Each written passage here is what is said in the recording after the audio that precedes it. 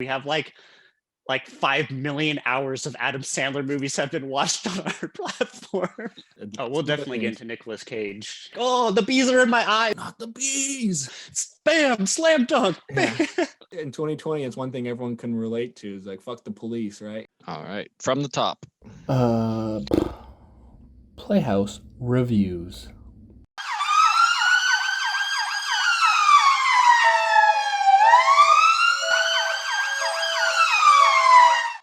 Okay. Check.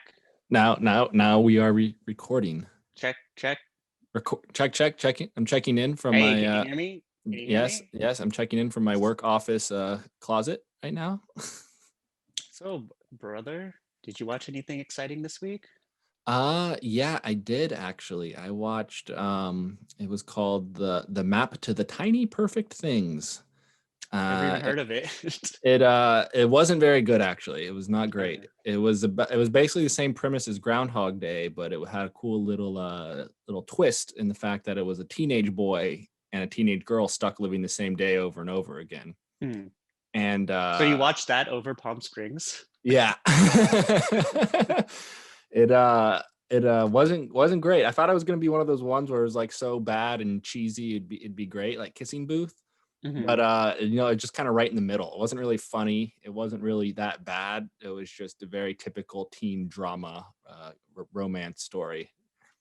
There were some silly bits, like he just drove tractors around. So is it a comedy or is it like just a drama? I thought it was a comedy, but not really. Like there's some silly moments in it, but it gets pretty serious. Like the main girl's mom's like dying of cancer.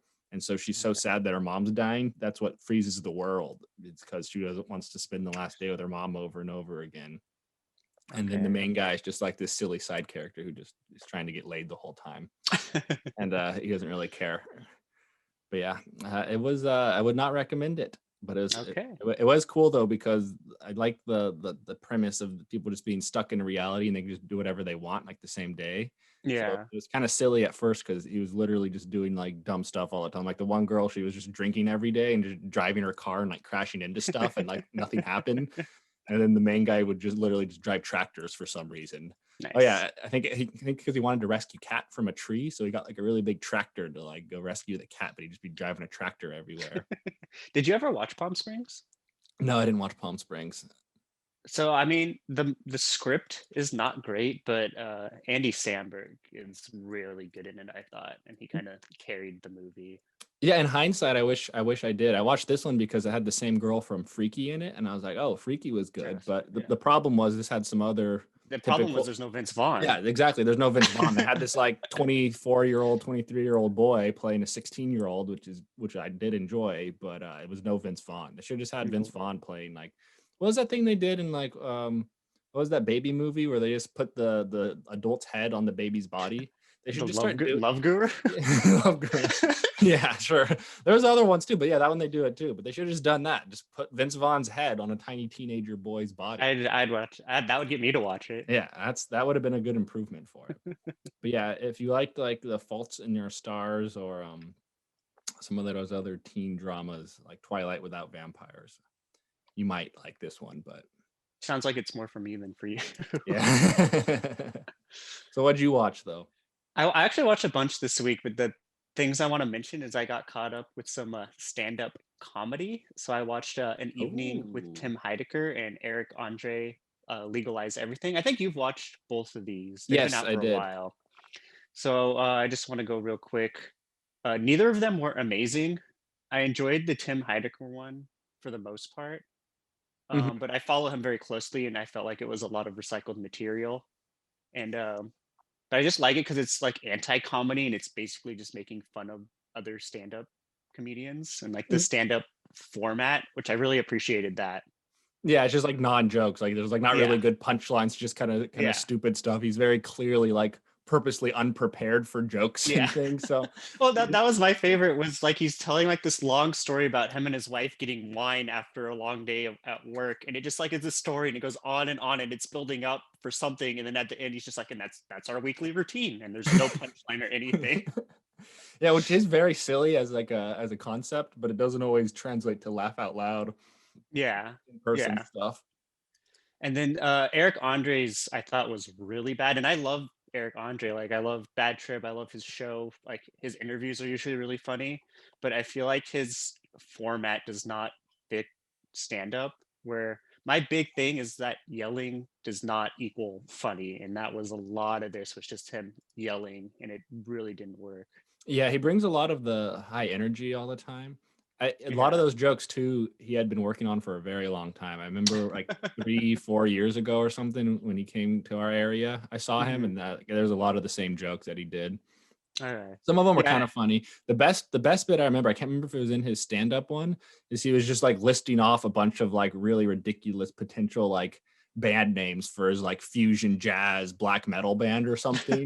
They just had some I don't real remember that part, he but I just had could have some missed it. super ridiculous names, but that was like some of the silliest stuff. Yeah, because like I don't mind like when he's yelling and like running around in the show because like you see the people's reactions and that's what makes it funny. But when he's just like yelling and screaming and running around on stage, it's not really funny, I didn't think. Yeah, well, both of their humor, I think. I mean, they're funny in person. I would agree, but their TV shows and their other Yeah. stuff, I think, is much better than their stand And up. then one thing that really bothered me was at the end of the Eric Andre one was when he did that thing where he like took an audience member phone and like called his mom. Like it was so obviously like fake and not funny. Like it just like really bothered me because it was like so scripted and it wasn't funny. Yeah, that one I didn't enjoy the ending either. Yeah. I would yeah, I wouldn't I'd just say watch the Eric Andre show or Bad Trip instead. I'd say of all the stuff he's Yeah. made, it was the least enjoyable. Yeah. Even like the early seasons of his show where it's just like him in a garage is better. Those are some of the best parts is how crappy it looks. It was like no budget. Didn't he say he had like a camera that was like $200 or Yeah, something? the first like that's like the first 3 seasons too, and then it just kind of blew up after that. Yeah, they're very funny people, but I think I did enjoy Tim's more than Eric's. Yeah. Or not Tim and Eric Wareheim, Eric Andre, not to be confused. Oh, I did watch another silly movie I just remembered too. It was a Whisker Away. It was Oh, I watched that a while ago. on Netflix. That was a much better love story than the Map to the Tiny Little Perfect Things. It's just about this girl and she's in love with a boy, but the boy only likes her when she's a cat. So she has to transform into her cat form because this big evil like cat demon that's a big fat jiggly cat gives her a cat was mask. cool. Yeah. Yeah, that was a very strange movie. Yeah, I liked it though. It's a totally mom movie though. Yeah. But, I've actually been watching a lot of kids movies lately too. I've been watching a lot of the older Ghibli movies. I Oh yeah, watched those are all on HBO Max. They have the little Ghibli hub. yeah. So I watched Wind of Narcissa or something like that. Oh, It's definitely Nausicaä, the Wind yeah, that Valley. one. I just watched that Yeah. one too, actually, last Dude, night. that is not a kids movie. No. Those bugs are disturbing and like people are getting shot and like I was like, Yeah. damn, these That's- 80s Ghibli movies are dark.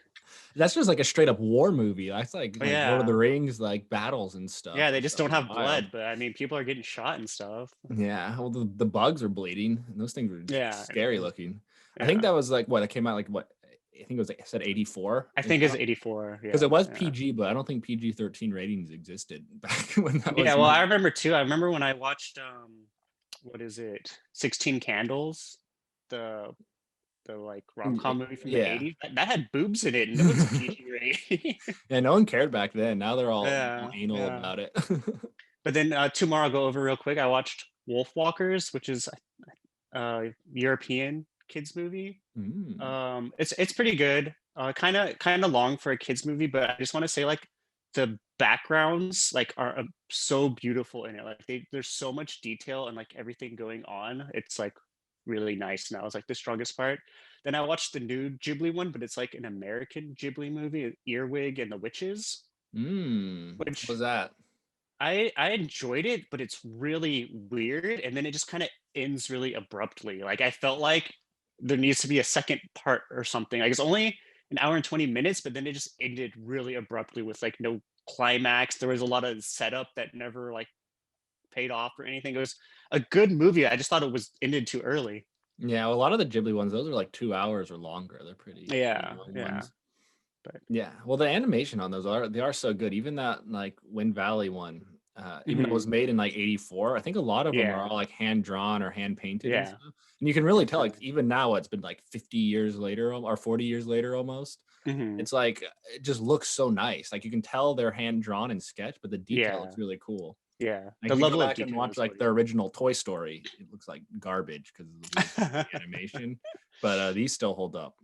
Well, yeah, Disney's like trying to really get away from hand drawing anything because it probably costs like a penny more and they have to save every penny they can. Yeah, well, even I saw something. It was like it was just on the internet. It was about they're talking about that movie Soul, Hmm. the animation for the like the piano scene when he's playing piano. Hmm. Like I don't know if they use this for it, but they said that instead of having like actual animators animate the hands playing piano, someone invented like an automated like AI rendering of what they think Oh, that's it'll look pretty like. So they cool. just put in the sound and then it'll just animate hands like playing the piano what it thinks it'll look like. And it says like Well, I I did it in just like 3 hours versus like 3 weeks of someone trying to animate that scene. So they're gonna probably try to do that wherever they can yeah. with Disney Well, I movies. remember when one of the DC Superman movies came out where he had a mustache, but then they decided they didn't want a mustache. So they like paid like a ton of money to digitally remove it, and then just like some guy created like an AI to like remove the mustache, and it looked like equally as good, if not better, for like fractions of the price. So I feel like that's definitely the direction these animated things are going to go, especially with Disney. Yeah, I mean, I feel like if they're trying to like edit things out and make like changes after the movie's already done, that makes sense. But I know like how Miyazaki, he's like super against all that stuff. Like this guy Yeah. made like a weird like monster animation that was like showing how like people move, but it was like a weird automated like AI making the monster move, and he was just like Hmm. disgusted by it in an interview. He was like, this is horrible. Like, why would you even make this? There's no meaning behind it. It's just a robot making it. You can't. You have to have like human elements to it. Like that's Yeah, just yeah. lazy. That's just lazy. I mean, I kind of it depends on what you're trying to do, but I Yeah. think they both have a place in my opinion. Yeah, well, he's just like a anime hand drawn elitist, I would Yeah, imagine, because he's been doing yeah. it that long. I Well, I mean, mean, it he's the shows. best too, Yeah, so I mean, they may as well. Yeah, I think if I had to take animating advice from anyone, it would be him over anyone from yeah, Pixar. yeah, definitely, definitely. So, you ready to dive into our first review today? Yeah, let's do it. Let's do it. So, our first movie we're going to be reviewing Willy's Wonderland by Kevin Lewis, starring Nicolas Cage. So, Yeah, what were your general likes and dislikes for this? well, this was great. I mean, Kevin Lewis, he's a great filmmaker. He's made some awesome Academy Award winners like Malibu Spring Break, I saw. But yeah, this was very good. I had extremely, extremely low expectations just because Nicolas Cage, he was good in Mandy, I guess, but Oh, we'll some of the definitely get things. into Nicolas Cage. But yeah, I thought he was going to ruin it. Like I thought he was just going to be over the top, silly, just terrible.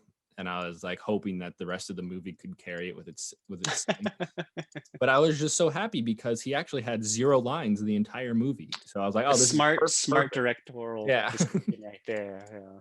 But yeah, I enjoyed it. What were your first impressions of Yeah, it? it was actually way better than I expected. I thought it was going to be like super low budget and like look super cheesy, but everything looked really good. Like the aesthetic was really nice. The animatronic monsters he was fighting looked good. The death scenes weren't like amazing, but they were solid. Yeah. And it had an amazing soundtrack.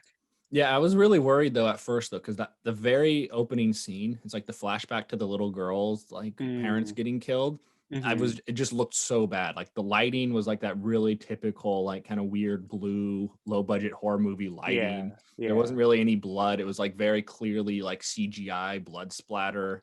And yeah. I was like, it was just really rushed and like CGI blood spatter is something that like really triggers me. I feel like it's like 100 times easier just to do practical effects, and it looks way better. Like One Cut of the Dead did. yeah, but they just don't want to clean that up. They don't want to clean up the blood. It's Dude, the too whole much. movie is cleaning. What are you talking about? I know. But yeah, but then after that, I think that was probably the weakest part of the movie. Then the rest Yeah, was very yeah, good. It was very, very good. Like it was a little hesitant too, because like at the beginning, the acting was really bad, like in the small town and stuff. I was like, oh, it's gonna be one of these movies, like Wrong Turn 5 or something or 4. And I was like, uh, ah, yeah. but That then it like got much better.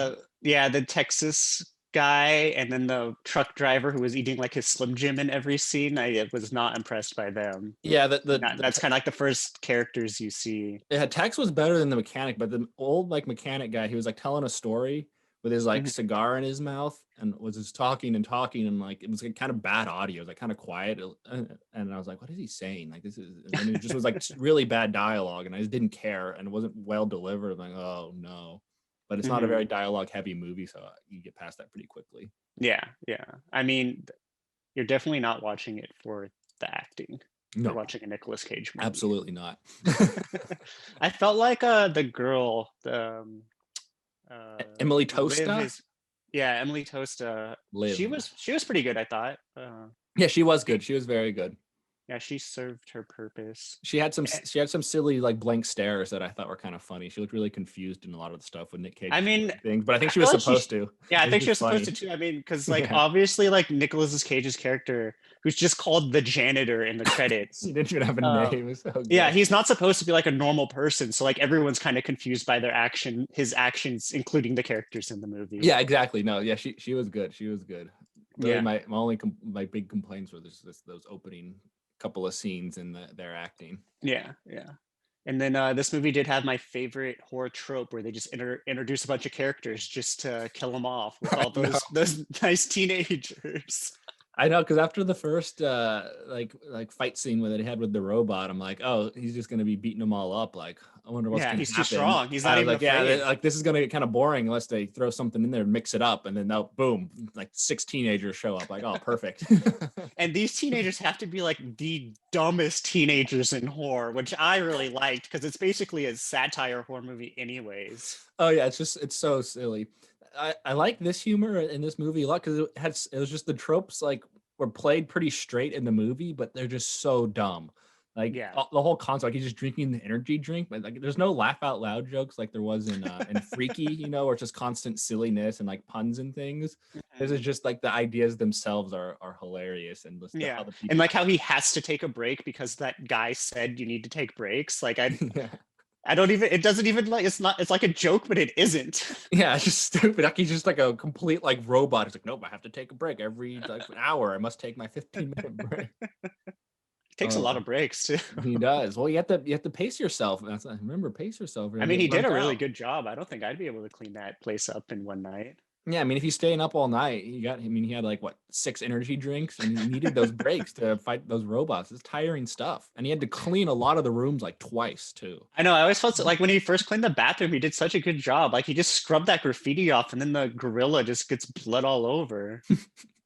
It was funny how he didn't even like bat an eye like to any of it. Like he didn't even care that there was robots, or like when those kids and the teenagers were dying, he just like put their bodies in bags and took them up to the trash. Like no big deal. He just went off. Yeah, it's just like a normal day for him. Yeah. And I was really happy that they didn't even try to explain his backstory. Who he was, or anything. I really like that too. Yeah, you know that he's a badass, and that's all you need to know. Like they don't need to explain like some troubled childhood or. Well, that's like the brilliant part about casting him in this movie. I think it's like because he's kind of infamous now on the internet for being notoriously like a terrible actor who overacts all the time. It works so well with this movie because he's just a silly guy, and like people like I think on Reddit there's even a subpage called like One True God that's just dedicated. Well, they're making that like satire movie where it's like overwhelming talent or something. Oh about Nic Cage's life. I don't even know what it is. I don't know anything about it, but it's just Nic Cage and how talented he is. Yeah, I mean, I wouldn't say he's that talented. He's good in some stuff because he's a silly man, but I wouldn't say he's great. Do you want to talk about Nic Cage for a minute? Let's do it. Let's get into it. Okay, so I just want to say I hate Nic Cage. Even like his old movies are not like good. Like Con Air is like the only one that comes to mind, and it's like okay, but it's basically a meme now. But I didn't watch a Nic Cage movie for like years. I think Knowing was the one that pushed me over the edge. Yeah, like the aliens and stuff. Yeah, Knowing was terrible. And I think after that movie, I was like his acting made it worse, but that movie was just so bad too. And I think that came out pretty close after Wicker Man came out. Yeah. And oh my God, that movie was just terrible. Like his movies are like famous, but they're just like memes. Like Con Air's a meme, Wicker Man's a meme. Like they're all just meme movies. National Treasure's a meme.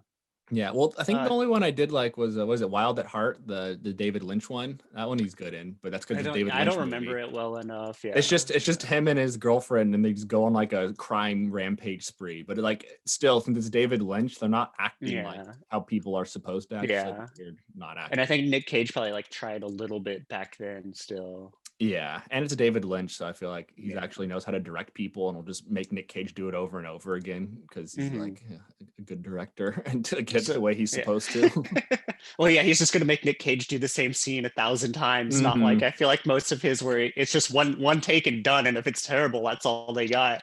Yeah, I feel like now he's just so old and jaded. Probably he doesn't want to do things too much. Like a new upcoming director in all these low budget movies, they're not going to be able to Yeah, boss him around because he's he's like the just big shot, the big star. So yeah, he just wants those paycheck movies. But so after knowing, I didn't watch a Nick Cage movie for like years and Mhm. years, and I finally broke the ban on Nick Cage to watch Mandy, Oh which yeah, I really enjoyed. Mandy, you liked it too, didn't you?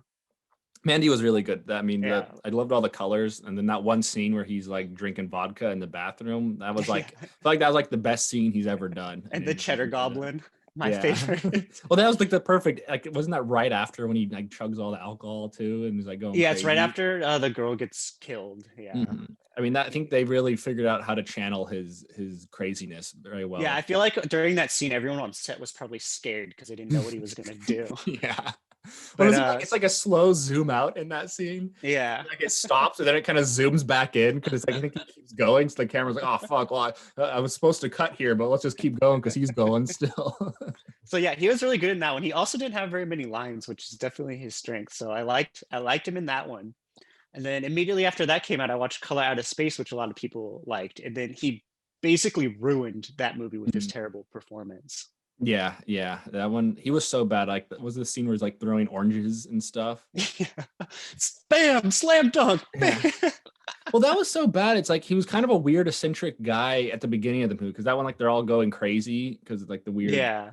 space shit that happens. Mhm. But like he starts off kind of weird and eccentric, and he's not great. And then like he does the one impression where he's like mocking his dad, and that like becomes important later in the movie because like his like memories of his dad start to blur with his own personality. So he's Yeah. like that silly impression of his dad turns into like him as a character. So he's just like doing this weird shit impression on top of his normal already eccentric character. And Yeah, he's it just like was he super was really silly. bad. And the rest of the movie is so like serious and straight. And then he's Yeah. just all over the place. And he's like, I don't know, he's one of the main people and like he's a key Yeah, character. I liked everything about that movie except for him. I feel like they could have just cut every scene that he was in and it would have improved the movie a lot. Or just had any other actor that wasn't him I being know, it. probably cheaper too. I always wonder how much they pay him to be in these like straight to DVD low budget movies. Yeah, I don't know now. Well, how much? What was the budget for this movie? Was it like I five couldn't million? find. I think I Yeah, it saw was it's low. estimated or something around that much. I'm like, oh, I bet you like half of that just went to Nick Cage because it didn't look like it was around that Yeah, much. well, I mean, like the famous thing is like Adam Sandler charges like 20 million or something ridiculous. Just for his name to be on it. Yeah, but But I mean, it kind of I makes don't sense think with Nick that. Cage is worth 20 million. He's no Adam Sandler, I'll tell you that much. Yeah, well, with Adam Sandler too, it's like, I mean, Nick Cage, he has like the meme cult following, but Adam Sandler, like, fucking mainstream people just eat that shit up. Like, if he's I know good, it it's doesn't even always have to funny. be good. Like it'll make millions, like guaranteed, just because his name's on. Like, everyone will watch it just for Adam Sandler. Yeah, it's so funny because like whenever a Nick or a Adam Sandler movie comes out and you look up reviews, it's always unbelievably bad. And then Netflix will release their data, and it's like, oh yeah, we have like 5 million hours of Adam Sandler movies have been watched on our platform.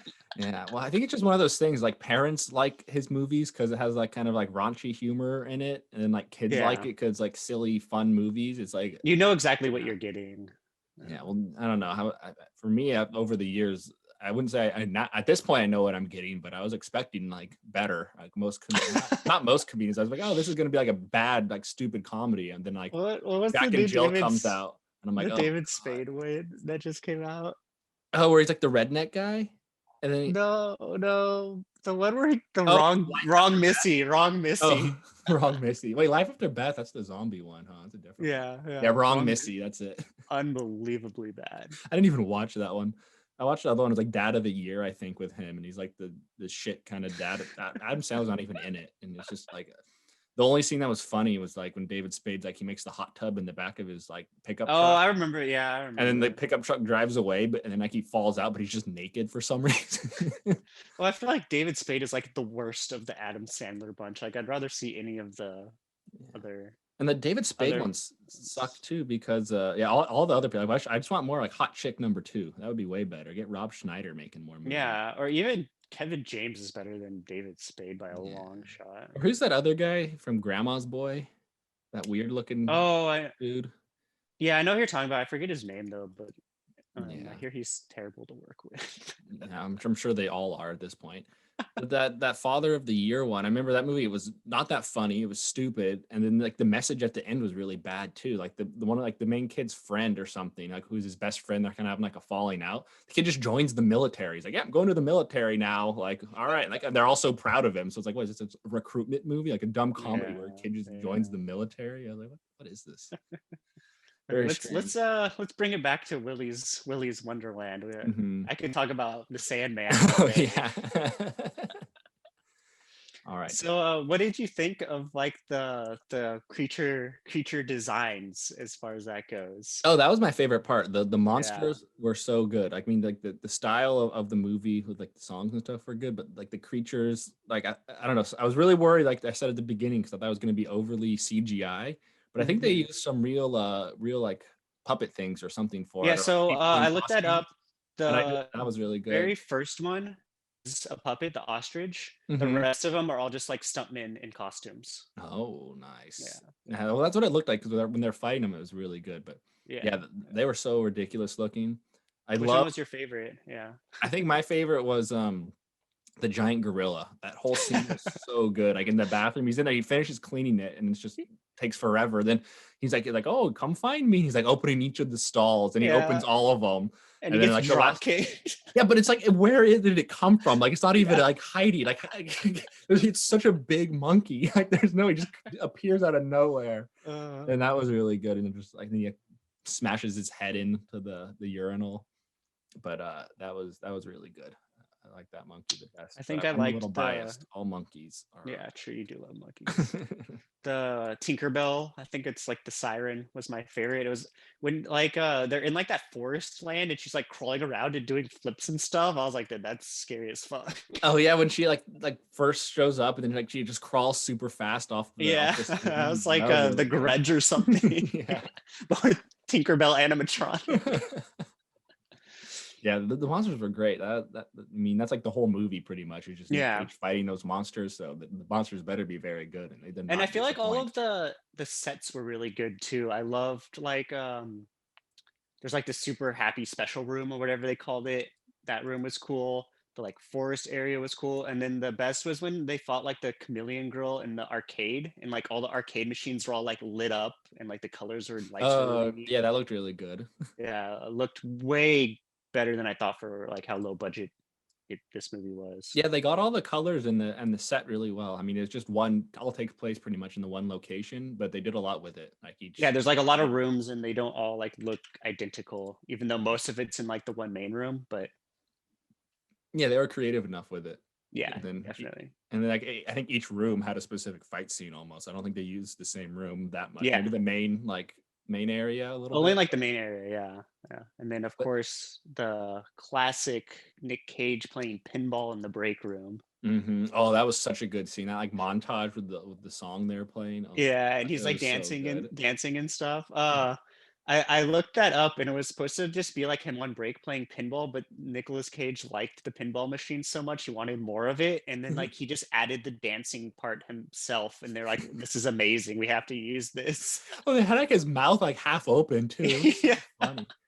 See, that's what I mean though. It's like he has potential to do a good job. I just feel like I think he's just really unself-aware of what he looks like when he's acting. I think he just kind of does it. Yeah, and he's probably like too full of himself to actually take criticism. Well, I've heard so many stories about him. I don't know what's real or not, but supposedly he just like spends money like crazy. Like for a while he was really into like fine china, like like the like expensive plates and stuff. Yeah. So you'd travel around the world to go buy fine china and spend just I don't even know how much money and just weird things like that. He seems like a strange guy. I feel like in real life, like his not Nick Cage movie character would be friends with like Michael Shannon or something. They both just seem like these really weird, like out there dudes. Except Michael Shannon's actually talented. Yeah, Michael Shannon's a great actor though. That's why I said not based on their characters they play, just like who they actually are. But yeah, it was good. I liked how the pinball scene was very silly. Then the song they used for that was really good. So were all the songs just like original music? Because they all were just like Willy Wonderland kid song thing. I thought that was so. Hilarious. Yeah, except for like Freebird, which they used at the Yeah. end. But the credit song was definitely created for it. And then like the head, shoulders, knees, and toes song was original too. Yeah, the music was really good. I feel like that really like elevated the movie, and it made me happy that it was like all original music too. Well, I feel like so many movies they miss out on that. Like the soundtrack is so important. Having good music and bangers in there are like key to like getting people in the zone, especially for montages. Like it can add so much like silliness. It can like pull out emotions if a scene feels like very light. Like there's so much you can do with it. Yeah. And then I so feel many like movies overlook it, and like Wonder Woman 1984 again. They didn't have any good 80s music. Maybe they had like one 80s-ish sounding one, but they didn't have any good like classic throwbacks. Yeah, exactly. I feel like with music and film, it's either two extremes. It's either they like spend a ton of time and make an amazing original score and like use songs well, or they just like don't care about it at all, and they're just like, what pop song is popular right now, we'll throw that in an action sequence, and there's no like middle ground. Yeah, well, I mean, there doesn't have to be like even what was it like? I mean, a great example of a good soundtrack that put a lot of time into it was Nicholas Winding Refn though. For Drive, he wanted to just make a movie that was like a pop song, I think he said in one of the interviews, but like there was only really like I don't know, like they've only produced maybe like 2 actual songs for it, and then the rest are just kind of like weird synthy, like sounding stuff. Well, he works really closely with what's his name, Matt Cliff, I think, does all the music for the Nicolas Winding Refn movies, and they work really close together. But like even for that, I think like when they did it, like just synth, like that's like anyone can just get like a keyboard and just make some basic synth sounding stuff for a movie. Like that's not super complicated, and I feel like it's an easy thing you could do to elevate the movie a lot. And that's really popular right now too, so it's like a win-win. Yeah, exactly. Like you don't need a crazy recording equipment or anything. I think you can just do it well and hire someone for pretty cheap. But that's like one of my big things too with like Marvel. So like if you ask someone, I saw like a YouTube video of this where he was asking people about music in movies, and they're like, oh, can you like hum a song from Lord of the Rings? Can you hum a song from like Harry Potter? And like everyone could do it. And then they're like, okay, now what's a song from any Marvel movie? And there's like, nothing. Nothing at all. Yeah, I don't even like Harry Potter, but that theme song is fire. Oh yeah, that Harry Potter song's great. I mean, Lord of the Rings though is the perfect example. Like each area and like world and characters have like their own themes, and then like when they all come together, the different like parts of the songs you heard earlier in the movie come together to make. Yeah, and they like overlap with different songs based on like what's going on in the movie. It's crazy. Yeah, they have like the Shire song at the beginning where all the happy hobbits are dancing. And then like at the end when they're united in the elf world, they have all the different characters themes. But then like when Merry and Pippin pop out of the bushes, it like plays the Shire song again mixed with the other more intense. So it's so good, yeah. But that's like the most amazing soundtrack of all time. yeah, you can't beat that. Whenever I'm sad, I just put on the Shire song and instantly feel better. It's uplifting, happy, whimsical song. I just listened to the Neon Demon soundtrack. I made a playlist that's the Neon Demon soundtrack and the Climax soundtrack. Listen to that. The Climax soundtrack. Oh my god, that was so good. That was like was it all like kind of 90s electronic music and stuff? Yeah. Stuff. That was and it's just so like good. in your face too. Yeah, that was real. That was I was so impressed by that movie. I feel like with that director, I'm blanking on his name, the Enter the Void guy. It's always a little worrying when you watch this movie. Like they're going to be interesting and good, but you never know how out there he's going to be. Like, oh, it's going to be a normal movie or just going to be like a weird, super crazy art house film. Climax was best of both worlds. Yeah, Climax was really good. Very, very good. It's like Love was a good movie, but then he also like every like 20 minutes there's like a 10-15 minute sex scene that was just super graphic, which was funny, but it's like, oh, does this actually add a lot to the movie? I don't know. But yeah, then back to the soundtrack of Willy's Wonderland though. That was really good, all original. And then that fight scene where they're doing the head, shoulders, knees, and toes stuff, where his hands Yeah. were tied. It was so stupid, but it worked so well. Like they were so like creative with like the dumb fighting. Like it's because basically the whole movie is just him fighting robots. Like there's like 6 Mhm. pretty decent fight scenes. So it's almost like a martial arts movie. How it's building up with all these different wacky situations and Yeah, he yeah. has to overcome to fight them. Except they're just stupid Yeah, animatronics. stupid animatronics. That's what I mean. Like when the humans died, the death scenes weren't that great, but when he murdered the Yeah. robots, it was great. Like that black robot oil would just like Mhm. shoot out of them. It And then you reminded have me to of clean like it up again. yeah, it reminded me of like Tetsuo, the Iron Man one, that weird Japanese like Yeah, horror yeah. movie. But yeah, it was very good. I thoroughly enjoyed him beating up robots. Yeah. So I have one more thing I want to add. So in the original script, the director had one line for Nicolas Cage. Oh, what was it? But I think at the end he just was gonna say "Come at me, bro" at the weasel. Oh, But then God. they were just like they just cut it. They said they said they wanted it to be like super iconic, like in Evil Dead when he goes like groovy at the camera. They wanted to do something like that, but they said it just didn't work and they ended up cutting it and just having no lines. Yeah, I feel like it'd be very hard to do something like that, like intentionally. Like even the classic, like, oh, I'm here to kick ass and chew bubble gum. And I'm Yeah. all out of bubble gum quote. It's like, I mean, they're obviously trying to do silly one-liners, but if you don't have any other lines in the movie and you're Yeah. banking all on that Yeah. one line, it could Because go in They either way. Live, there's like 100 one-liners in Yeah, that movie, and that's just the one that exactly. stuck. So throw enough shit at the wall, some of it's gonna stick. Exactly. So yeah, it could work or it could totally backfire. I think in that one, I mean, it might have worked for some of like the young like meme internet humor people out there, but I think Yeah, I feel like it would have also made people really annoyed. Like, oh, that's so like cringy. yeah, I feel like the only way they could have made that work if they just like went full like meme and like made like a National Treasure reference or something, or like oh the bees are in my eyes or something like that. Yeah, exactly. The bees. Or like the monster like had like it was gonna like throw bees at him. He's like, not the bees. Yeah, something like that. They did. So There was that one scene. So like when he was running, I think it was when he first rescues Liv when she falls in, and he's like running in the hallway, and then like the two robots pop up, and he just punches them both in the face and they fall down. I'm pretty sure that was like the exact, like not exact, like a recreation of the scene from Wicker Man, where like the two women try to stop him when he's running. Oh, He I know. punches Yeah, I those know. girls in the face. I'm pretty sure that was the same side thing. comparison Yeah. for that one. I Yeah. think that was the same scene, or had to be a little head nod to it. That's pretty funny though. I didn't. I notice just that. hope that another random thing. I hope that they actually release that punch drink that he has somewhere, because I really I would try it. yeah, that looks like a very tasty energy drink, and it looks like if you drink that, you don't need to eat real food either, because you didn't eat. Right, that was kind of the impression I got. Yeah.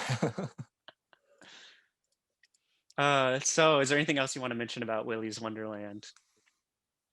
I don't think so. Oh yes, there is actually the classic horror tropes that were in it. I loved how when he got like cut or injured at all, he just used the duct tape to just heal himself. Like he had the little cut on his cheek, so he just put a little tiny piece of duct tape on his Easy cheek. peasy, good as new. And then like when his back, he gets like kicked in the back or something, he just wraps his whole torso in duct tape.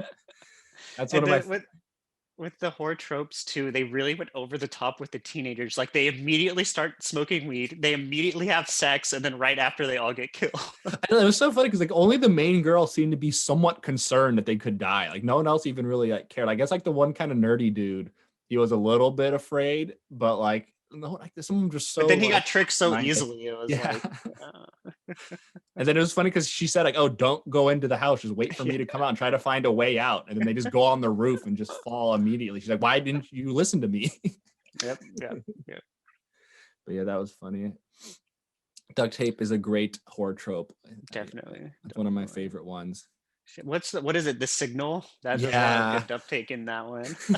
Well, that's what made me love that. That was like one of my favorite horror movies ever. I really enjoyed that one too. It's so weird. So would you recommend Willy's Wonderland? Yes, if you enjoy B horror movies or Nic Cage, I think you would thoroughly enjoy this. I mean, it's a very simple movie with a simple plot. If you want to watch Nic Cage beating the shit out of evil demon robots, then this is the perfect movie for you. I mean, it's exactly that. There's no like tricks or gimmicks. Like that's the movie, and it delivers on what it is. Yeah, yeah, yeah. What about you? I would definitely recommend this. It's just like a solid horror movie. You get to see teenagers get killed, some good practical effects, and Nicolas Cage, a winning recipe right there. Yeah, I mean, even if you don't like Nicolas Cage, I still think you would enjoy this because he has no line, so Yeah, he doesn't fuck it up like he did for Color Out of Space. So the next movie we're going to talk about is Judas and the Black Messiah, directed by Shaka King. not related to Stephen King. No, not related to Stephen King. It's starring Daniel Kaluuya, who plays Fred Hampton, the Black Panthers leader of one of the groups, and then it also has Lakeith Stanfield playing Bill O'Neill.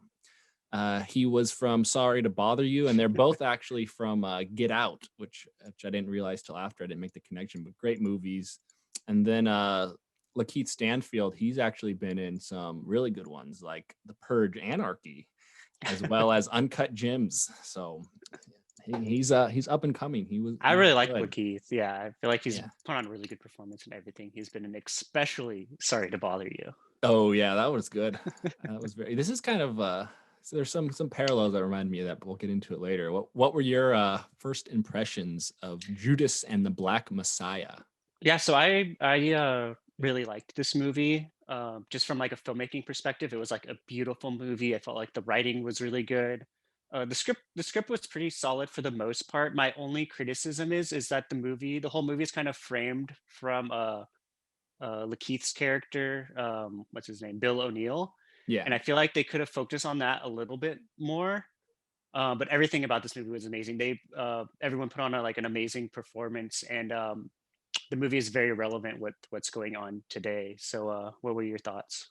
Yeah, no, I really liked it too. Bill O'Neill, some of those scenes where it's like, I mean, I love all the classic kind of undercover cop movies, like Infernal Affairs or the American remake. Yeah, that was the first movie that came to my mind, and how terrible it would be to be like an informant or undercover cop. Yeah. Or what was the other Chinese one? Was a Drug War?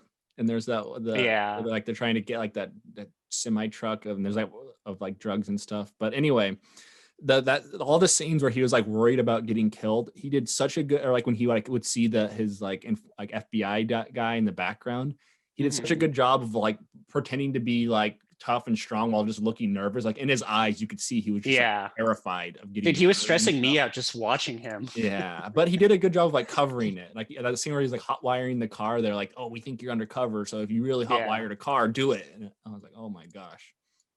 Some of that stuff was really crazy. But yeah, I thought this was a very well done, very relevant movie. Very sad, very, very sad. Oh yeah, I was pretty bummed out after I watched it. Yeah, when they tie it to the real life stuff at the end, I mean, like it's a biography, but you always kind of wonder like, oh, how much is real and how much is just well, that's like one of those things too, like at the end of the movie when spoiler alert, I guess he has to make the decision to like put the drugs in Fred Hampton's drink or not. Like you want like some big Hollywood ending where he just is like, no, I'm not gonna do it, and like stands up and fights for what's right, but like he was just put in such like a terrible situation, and the cops were like taking such advantage of him. It just made you sad, and then everyone just dies. Yeah, I know. I mean, luckily, Fred's wife didn't die, and the baby. Yeah. But still, it's like it adds to the problem. It's just one of those things too. Like, when did this movie take place? Was it in like 70s, I think? But it's just all the problems that they're fighting for and trying to stop, and just they wanted, like he kept saying over and over again, oh, we just want people to have food on their table for breakfast. We want them to have access to health care. We want them to just have free education. Like these are basic things that they've been fighting for so long, and they're still fighting for them. Yeah, and it's like what makes it sad too. Yeah, that's what I mean. It's gone on for so long. I mean, I like to hope that things got better, but in a lot of the places they haven't. It's still pretty fucked. So, and like that was one thing that I wish that they portrayed more. It's like the reasoning why the group had to form. It's because there were hostile cops in their area harassing them every day. And it's like I forget what the exact quote is, but it's like we're not just like protesting or like standing up for ourselves for no reason. Like you have to ask like what's the cause? The cause is like what it is. Yeah, it's like they're standing up to the violence and oppression that they're forced to live in. Like there's things that they need, basic human rights. Like Hmm. education is a human right. Just being healthy and normal and having proper care is should be a human right. And it's like these are things worth fighting for. Yeah, And definitely, it's definitely. just sad when I mean, this movie didn't go too much into like all like the gang violence and stuff that happened, but it's like it's not like it was necessarily unjustified. I feel like compared to the stories that were told about the Black Panthers like growing up and stuff, especially in Hmm. school, this was Yeah, a very different perspective, which was nice because yeah, these aren't just random extremists. These are actually like legit they're people just like fighting for people real push. reasons. Yeah, they're like pushed to the limit. Like even like it didn't focus too much on like Fred Hampton's background, but with Bill O'Neill, like he was just like a desperate poor person, and then the cops took advantage of that in like the worst way possible. And like you can imagine, like the whole rest of the community is also being taken advantage of it just in different ways. Yeah, it's like they're threatening to put him in jail. They're saying, oh, if he got found out, they would murder and torture him and stuff. Yeah. And then it was really fucked when they had like when he was actually worried about getting killed because the other guy in Black Panthers was talking about how he tortured and murdered that one guy. But Hmm. then it turns out he was an informant for a different Yeah. FBI guy, and he killed a different informant. So it was an informant who murdered another informant. So really, it's like, oh, the police are actually the ones who are Yeah, they were doing a just lot of like this. manipulating everyone and Yeah, trying to paint a bad picture. Like yeah. So that there's was like one of making the more subtle ways. But then the other way too is when they knew that the Black Panthers were gonna meet with the Crowns, they made like those fake flyers. yeah, they're just trying to cause shit and make it worse and more Yeah. violent, and They're like trying just to weaken them. instigate gang violence to make these groups look bad so they can arrest and beat up and shoot them. Yeah, and and then back to like what's happening now, it's still bad with all the Black Lives Matters Yeah. protests. It's like, Hmm. I mean, yeah, those things got out of hand, but the police sending in like federal riot teams and just pepper Yeah, spraying and just straight up like marching across the streets, that's I not going to know. make it better. That's just going to add more fuel to the fire and suppress them as much as possible. The And they're just cops making it were so like much worse. so shitty in this movie. Like when they're just like outside the headquarters, just like drinking and like yelling at them in the loudspeaker. It's just like, Hmm. oh my God. And I'm sure that's like based on something true that happened. One thing when I was reading about this movie is that Fred Hampton Jr. Worked with a lot on this movie, and he was constantly like having them like fix things that were like historical inaccuracies, and he was like very devoted. Like people were saying like he was fighting with Warner Brothers like every day because he wanted this movie to be like historically accurate. Oh yeah, that's good. I mean, it makes sense. I mean, it shows, and then it's not over dramatized. Like, there's not a lot of action and stuff. Like, there's a little bit of it, but yeah, it's more of just telling the story and like kind of showing Hmm. the other sides than we're typically told. Yeah, so I just want to give some context too because I feel like though I had never really knew anything about the Black Panthers, and I'd heard the name um, Fred Hampton, but I didn't know anything about him. But I feel like in school they always like try to have you study a little bit about like the civil rights movement, and they always focus a lot on Martin Luther King Jr.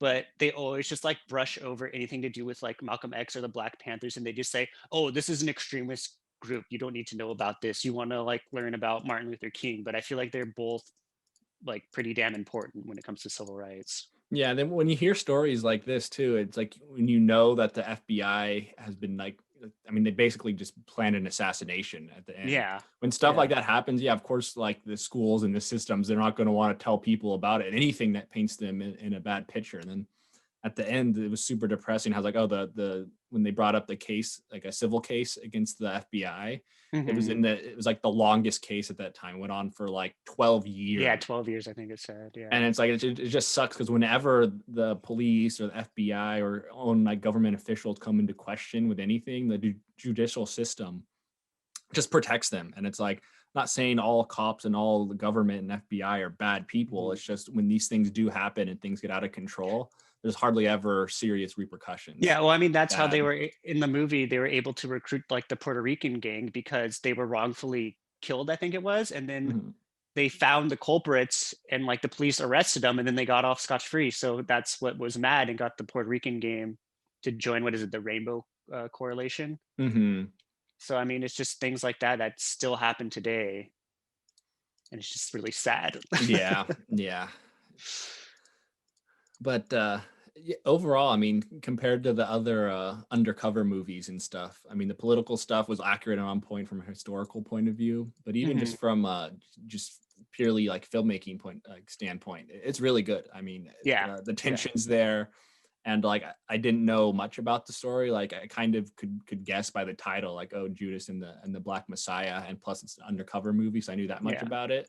That It's it's gonna be not kind about it's not about the Black Panthers in Marvel Universe. It's different Black Panthers. of I was yeah. confused for a bit on that Yeah, one, it's not a Marvel movie. So I thought it was a Marvel one at first. but But no, it was like kind of the classic like Bible story of Judas's betrayal. So I figured shit was gonna hit the Mhm. fan, but it was still Yeah. like it's coming, which really adds to the tension. Yeah, well, you can definitely tell just like from the material and the tone of the movie, it's not gonna have a happy ending. No, and then by the state of America, too, we're living now. It's like have a good ending. So let's just But talk about it from like a filmmaking perspective. I just want to say like the cinematography was like amazing. Like everything felt like so real and like I think it took place in like the late 60s and early 70s. Like the aesthetic was like really nice. I loved like all the cars and costumes were all like on point. Yeah, there's some really good scenes of when he was like getting out of the car or something, or like when they pulled up to the Crowns Lounge, I think one of the Hmm. times. There's like they parked the car, then there's like a reflection of like the neon sign of the bar, like the lounge on the window. Yeah. And there's just Hmm. so many little nice things of like framing and everything coming together. It was really clean. Yeah, like any of the scenes where they're just like walking places, like when they walk as a group, they're always like in sync, and the shot is like Yeah. always like they're like marching, and it's always like in sync, and the shots like always like really symmetrical. The camera's usually like panning with them really well, and it just looked so good. Yeah, even all of like Fred's speeches too. God, those were good. Hmm. Those are Yeah, he delivered really. perfectly. They captured the atmosphere. I feel like it's probably pretty accurate too to the actual one. So like they showed a Hmm. clip at the end of him of the actual Fred Hampton talking. Yeah, and then to the one where he's giving his big speech, and then his girlfriend, played by Dominique Fishback, I think her name is. Hmm. And she's like crying, and everyone like the performances were just like phenomenal. Yeah, they did a really good job of capturing. They all felt Mhm. very real people, and like her whole struggle and dynamic was really interesting because, like, yes, she wanted to stand like for the Yeah, movement and for the people, but like now that she was pregnant, like she knew there was dangers and risks. So that yeah, struggle of exactly. trying to figure out. Then at the end too, especially when they're deciding whether they should run or Hmm. hide, and then like that night is when the assassination Yeah, yeah. happened. You're just like, fuck. It was I know yeah. she wasn't even in the movie very much, but she did such a good job. Like you remember her performance. Mhm.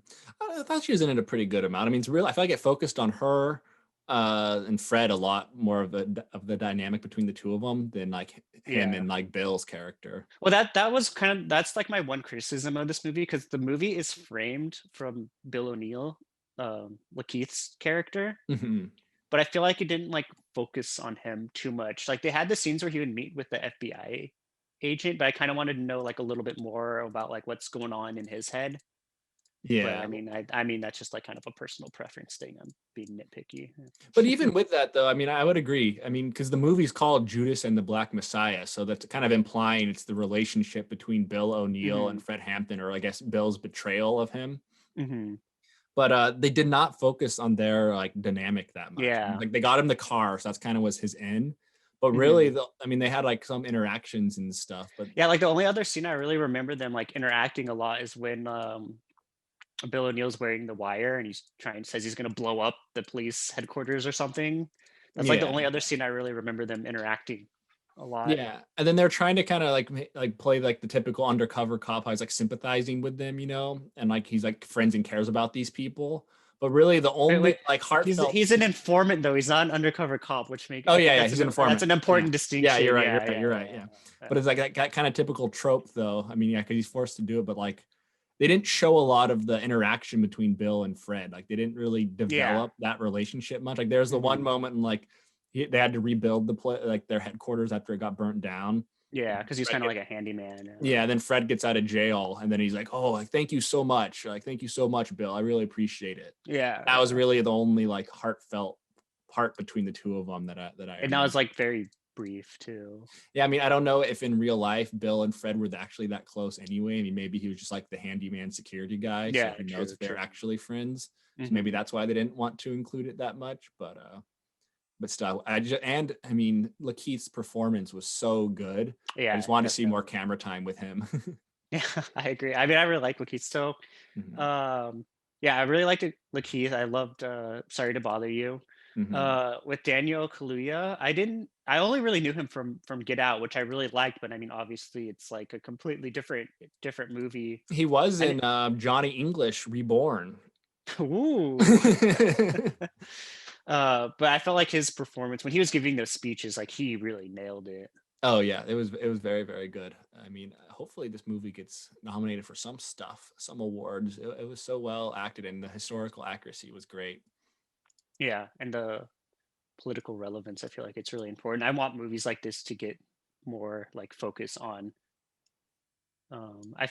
I feel like Hollywood really needs to like step up their game with just like diversity and like positive stories or like Well, historical information. accurate stories that are Yeah, relevant to like the times. Like Hollywood kind of brushes over these things like briefly. Like I don't know, like for other like movies that like Hollywood makes. Like there's this, and then there's like Black Panther, which is just. yeah, I mean, that movie got so much recognition for having so much representation and diversity, but it's like it's not really telling a real story. It's still yeah, just a Marvel movie. It's still like it's a fine Marvel movie, I guess, but it's like still a superhero movie. It's not actually as relevant as like this is for sure. yeah.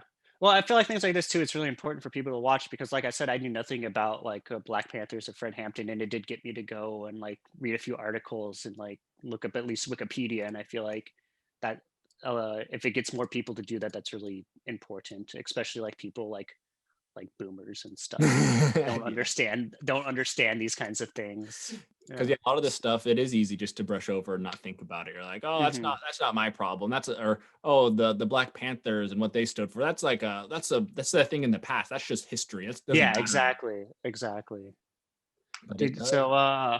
How uncomfortable were you in the scene where the head of FBI asked what he's gonna do if when his daughter brings home a black man? Oh my god, that was bad. I was so stressed. I really was hoping for him to kind of take like a stand and stand up to the guy though. Like I was hoping he would kind Yeah, of turn good and do something out. yeah, But then I remembered, oh, this isn't a Hollywood movie. This is like exactly, accurate story. So exactly. like, I mean, in a sense, it drew a nice parallel between was it Bill's character and the FBI guy because there are different levels, but they're both kind of getting fucked by the system. Like you can tell that the FBI informant he doesn't want to answer. He knows it's wrong. He knows it's bad, but he also doesn't want to lose his job. Like he knows they're testing him, so he's probably going to be Yeah, it's taken kind of off just of it. So it's like like he's kind of forced to just go along with it if he wants to hold on to his life. yeah. I think they're trying to like spread a message where it's like, oh, the people who sit by and do nothing are just as bad as like the people who are actively racist. Exactly. But I But feel yeah. like that actor, I think Jesse Plemons, Hmm. his character was really important. I felt, and he did a really good job, kind of with his talk, where it's like, oh, it's the same side of the coin. Where it's like, I don't know. I just felt like they handled his character really well, where they made you think that like, oh, he's not a racist, but then at the end you're like, oh yeah, he is a racist. Yeah, well, it also kind of draws the parallels too, and shows the manipulation and the tactics they Yeah, use. It's like I feel like like it's like him to normalizing racism, like systematically, exactly. like Well, definitely like the things. Yeah. the parallels he was drawing at first when he was trying to like convince Bill O'Neill's character that what he was doing, he's on the right side. Like, oh, the police are the good Yeah. guys still. He's like, oh, there's no difference between the Black Panthers and the KKK. There's extremists on both sides. These are violent, dangerous people. Yeah. And it's like that's kind of like the very very simple like history almost in a sense like that a lot of people are told. They just think, oh yeah, this is the Black Panthers. They're a violent extremist group. Yeah, because They're that's what exactly the that same was as the KKK killing people. It's still killing that was people. It's exactly still what they wrong. told us in school, that Malcolm X and the Black Panthers are extremists and they're not good guys. They're not helping the cause, but it's Hmm. way more complex than that. Yeah, it's such an oversimplification. Like you don't know the reasons why they're fighting. You don't know the history that made them to and what they're Hmm. fighting for. They Hmm. stand for very very different things. And just to say, oh, it's all violence and tie it up in a neat little bow, it's very slippery slope to go down. They're not the same, so very problematic. But it's easy to be tricked into it. Like Bill O'Neill's character, he was talking, I think at the beginning of the movie, and he was like, "Oh, at that time, it's like we didn't have a lot of people to look up to." Things that like, oh, we Yeah. had like Martin Luther King and some of the like those great speakers Malcolm to look up X, to. yeah. Malcolm X, yeah. But he's like, in real life, though, I didn't really know that many of them. So like the FBI informant, he had his shit together. He was like rich, was well off. He seemed to talk to me like a normal person. And so he kind of like lured me in a sense. Yeah. Well, he was definitely manipulating him the whole time. Like he showed Yeah. him like his nice house and kept promising, oh, if you do a good job, maybe the FBI will hire you. And then they just give him like a gas station at the end. It's like, come on. Yeah, it's like overall of like all the years and work that he gave him, it was like, I think it said like $200,000 was the total amount they gave him for all that stuff. Yeah. It's just wild that like you can just be in the FBI and just literally just get away with murder and make people kill each other, and there's zero repercussions. I know all the stuff that like the head of the FBI guy did was like so despicable. Yeah, and just think like, yeah, this is historically accurate and it's a movie, but like even that, like this is still just the stuff we know about that happened. Who knows what kind of crazy shit goes on that actually we don't know about that they do. It's wild. But yeah, it was a very, very good, informative movie. I always enjoy the historical ones that are accurate, where you get a little history lesson and a story behind it, has a purpose to being made, not just a fun, like, I mean, Willy's Wonderland was great, but that's not really a take away any lessons from it or learn anything. Well, I learned that if you want Nicolas Cage in your movie, fewer lines equals better. Yes. But another good historical one, not that it was similar in any way really, was like the Daniel Day-Lewis movie Lincoln. That was another very good historically accurate movie with amazing performances. Is that the one where he fights vampires or not fighting vampires? No, that's Abraham Lincoln, Vampire Slayer. Came out around the similar time though, which was funny. Just normal Lincoln, just Abe Lincoln doing his Lincoln stuff. So I was waiting for this movie too when the giant horse people with their big dongs came running out. Yes. Sorry to bother you. That was such a wild movie. And I watched that with my fiance and one of her friends, and then her friend was like, "Man, I really loved that movie until that third act came on."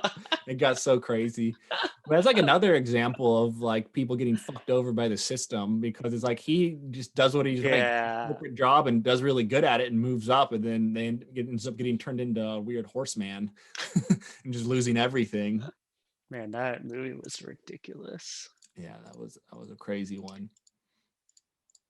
So this movie too, I wish it went a little bit more into some of the historical stuff. I might like do some of my own research, but the Rainbow Coalition thing was really interesting to me, how they kind of got all of the like oppressed groups together, even like the redneck racist people. They were able to like recruit them just because like the police were like so abusive in the areas. Oh yeah. I mean, it's true though. Like I feel like especially in the media and stuff now, they always try to make it a race thing, which it is to an extent, but everyone is getting fucked more or less by the government in some ways. So I mean, it's also a economic struggle too. So there are things that everyone can relate to. It's not just because it's not like the African Black American Panthers problem. were formed for like no reason. They were formed because of the injustices going on. It's like it's the reaction to how bad things are. If they had like the breakfasts and the healthcare, which is what the movie was very focused on, that was their goals, then maybe they wouldn't have had all of these like violent things, but the government failed them. Yeah, well, it's one of those things that they're fighting for these things and have to do it themselves because no one else is gonna is helping them, or the government's letting them down. And it's not just them; it's everyone. It's the classic fear of like socialism or losing your old way of life type stuff. And that's one thing I wish that they focused a little bit more on, because like they had that thing at the beginning where like all the FBI people are like being briefed about Fred Hampton. I wish they talked a little bit more about why the FBI was like so scared of these groups, and I feel like it's because they were like uniting the people who were being oppressed. They didn't want those groups to get together. They wanted them to fight amongst each other so they wouldn't have like the time or energy to fight against the government system, which is the real problem. Yeah, exactly. The government wants to hold on to their power. So if anyone's getting organized and trying to have new power or elect people and make a change to the system, they don't want that. They don't want to be empowering everyone. Yeah, I wish they focused just like a little bit more on that, just to give a little bit more context of the movie. Yeah, I But mean I mean, it was I was able to implied. infer it. Yeah, I was able to Yeah, infer but it myself, but I don't know. and then tying in the like the redneck group of all the people, I feel like that was good for like the white boomer viewers. It's like, oh yeah, everyone can Yeah. get behind this. See, not only like minorities hate the cops are screwing over everyone. Yeah, in 2020, it's one thing everyone can relate to is like fuck the police, right? But yeah, so would you recommend this movie? Yeah, I think this is one of those movies that I think like everyone should watch, even if it's not really your cup of tea, just because it's like so relevant today and so informative, and it just helps people like broaden their perspective. And it's just a really good movie in general. Yeah, it was really well done. It was a good like undercover informant movie. That was great, and then kind of shows that things are not so simple. It's like even the informant at the end, which was Hmm. like the heavy impact, was like after doing that, he had his first appearance in on live TV for the documentary, not on live Yeah, TV, but in the movie. Then he said, "Oh, well, let history paint me as how I am." And then after the documentary was released, he committed suicide, which I was know that was really sad. sad because you could tell like he had like a very hard internal struggle, but he was just put in like the worst possible circumstances. It was basically like it's going to be you or him, and he chose himself. And like it's easy for us as outsiders just to like be like, oh, he should have been the hero and sacrificed himself. But you never know how someone's going to act. And he was just like pushed to the limits, being like, he was like poor and desperate. He didn't want to go to jail. If he went to jail, he might have got killed or then like just extend his sentence indefinitely. Yeah, and Like who knows? I you mean, don't know. And they were playing to his fears, like with the torture and everything. yeah, and with the FBI, who knows what they could do? They could just end up pinning all the stuff on him. It's like, yeah, he's an Yeah. informant, but maybe if they decide if he doesn't do what they want, they'll just put him in jail forever because he Mhm. is involved with the Black Panthers and stuff. It's like they're not Yeah. gonna, they don't care about him. They're not gonna take care of him. So, Yeah. and yeah, like you Yeah. said, like and hypotheticals, yeah, we like to think that we'd always do the right thing and stand up and do what's right and sacrifice ourselves. But I think until we're actually in that position, who knows how any of Yeah. this. That's not how the world works. It's not a Hollywood happy ending. Yeah, and I feel like especially in the Hollywood movies, they always tie things up neatly and simplify things in that regard. But that's not always how it goes. So Hmm. it's messy stuff. But it was very good. I would also recommend this movie for everyone, Definitely. Definitely. especially with the current state of America. Watch this shit. Yeah, I think these are like the best two movies we've reviewed so far in our Oh podcast. yeah, these are great. Both very good movies. Very, very different movies, but they're very good. Check Definitely, them out. definitely. Check out Willy's Wonderland, and then go check out Judas and the Black Messiah. Great films, very well made.